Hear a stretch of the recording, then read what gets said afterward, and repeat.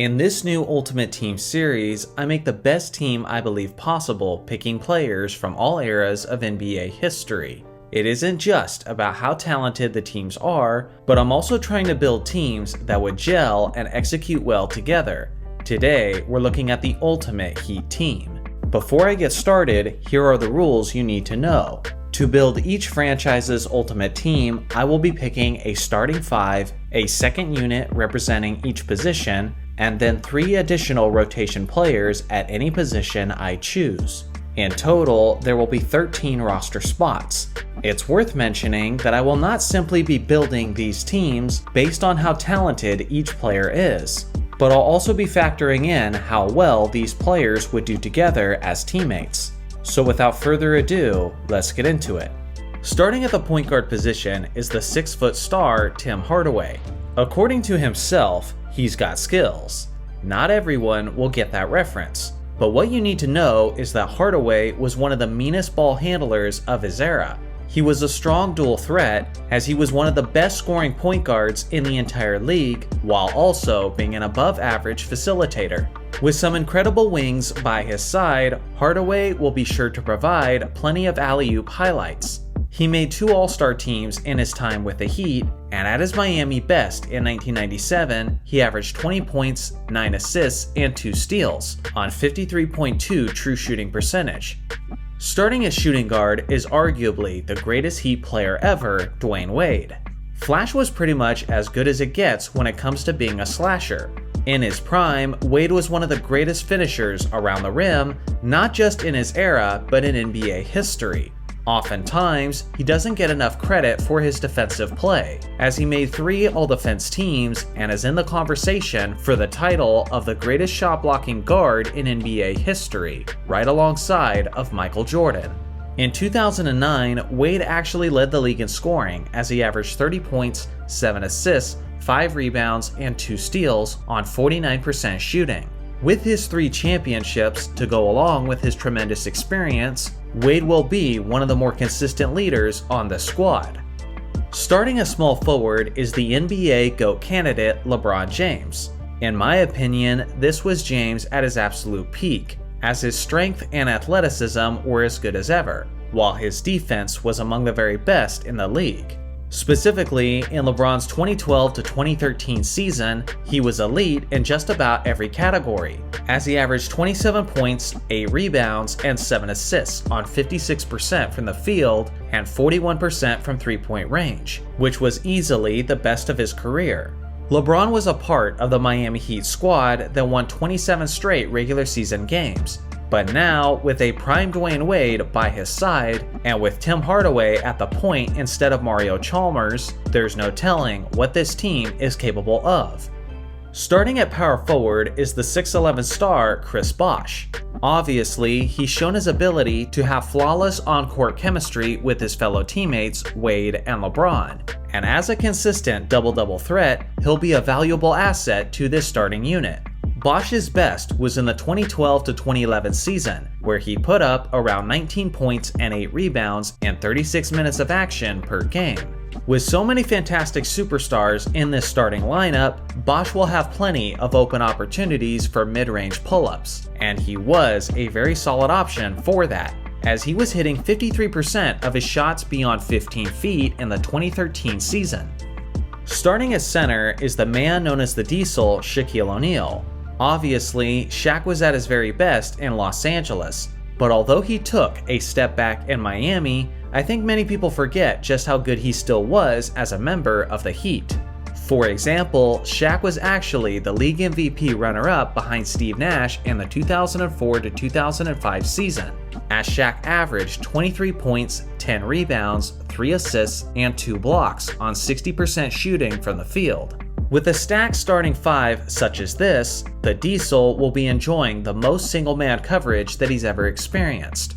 It's also worth mentioning that Shaq is a remarkable outlet passer, and with fast break assassins like Wade and LeBron pushing the tempo, there will be plenty of highlight-worthy slams to finish off the transition plays. Now let's take a look at the second unit. The backup point guard is the 6'3 All-Star Goran Dragic. At his best, he was one of the more underrated floor generals within the league. He was also a very sound decision maker, as he averaged fewer than 3 turnovers per game in every single season of his career. In 2017, at the age of 30, Dragic put up averages of 20 points, 6 assists, and 4 rebounds on 47% shooting from the field. He was also an elite 3-point shooter that season, as he was hitting 40.5% of his attempts, and that skill set will especially be valuable when he finds himself on the court with LeBron, who loves to find those open shooters. The backup shooting guard is the all-time great sniper, Ray Allen. Not only is he a fantastic floor spacer, but he was one of the most clutch shooters of all time, which is a fact that Miami fans know quite well, as he hit the most important shot in the history of the franchise.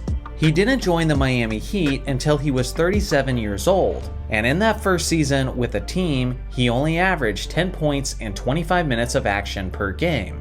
Regardless, when it comes to role players who can keep the defenses honest, there isn't really a better option than a lethal Ray Allen spotting up in the corner. The backup small forward will be the 6'7" star, Jimmy Butler.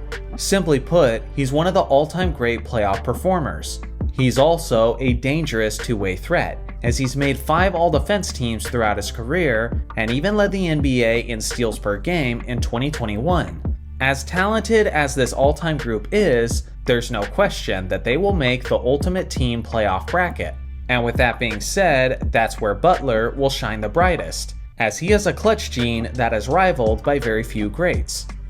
The backup power forward is another defensive anchor, Bam Adebayo. Usually, he's starting for Miami at the center spot, but he is capable of playing the 4, and given who the centers are on this roster, the 4 spot will have to do. The best days of Bam's career may still be ahead of him, but as of now, he's a consistent 2010 guy who shot a tremendous 55% throughout his career in Miami.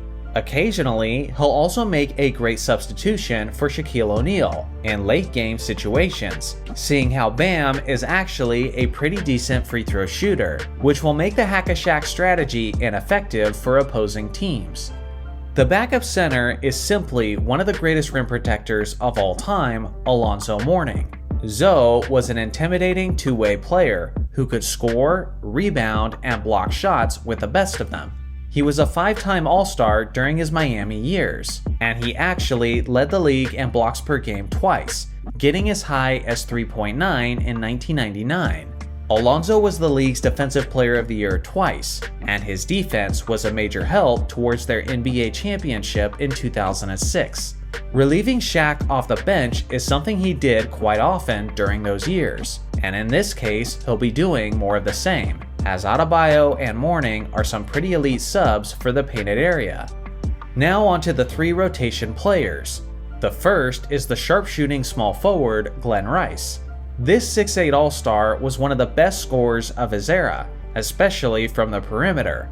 At his Miami best in 1995, Rice averaged 22 points and 5 rebounds on 47% shooting and 41% from 3-point range.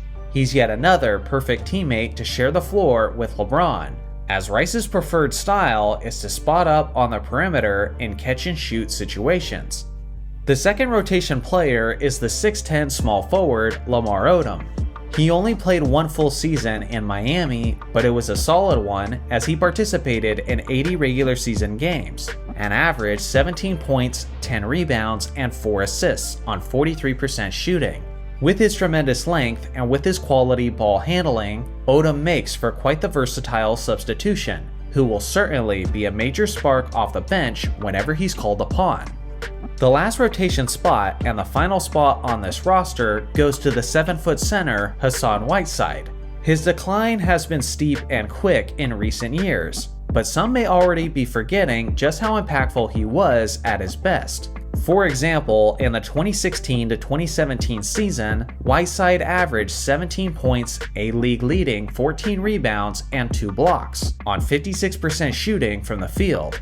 Between Shaq, Bam Adebayo, Alonzo Mourning, and Hassan Whiteside, there will never be a time where opposing teams will have uncontested layups, as this is now likely the deepest shot-blocking squad in this Ultimate Team series so far. So here's a final look at the complete roster of this Ultimate Heat team.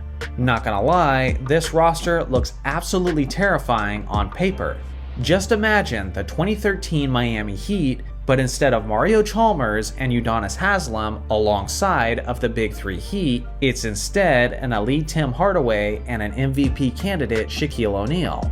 Like I said before, the defense of this group is insane, not just on the interior, but on the perimeter as well. How many Ultimate teams in the East could beat this Miami Heat squad? Let me know below. Also, here's my list of honorable mentions. Should any of these players have made the roster instead? I look forward to hearing your thoughts in the comment section below. Thanks for watching as always, make sure to like and subscribe for more basketball content, and I'll see you guys in the next video.